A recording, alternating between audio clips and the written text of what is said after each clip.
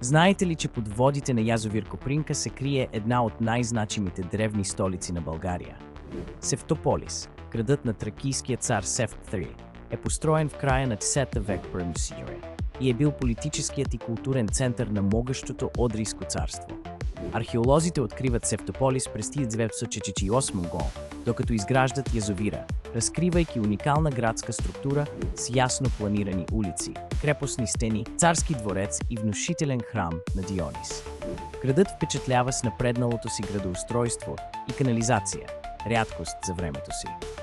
В сърцето на Севтополис се намира дворецът Светилище, където царят изпълнявал и религиозни функции, символизирайки единството на властта и вярата.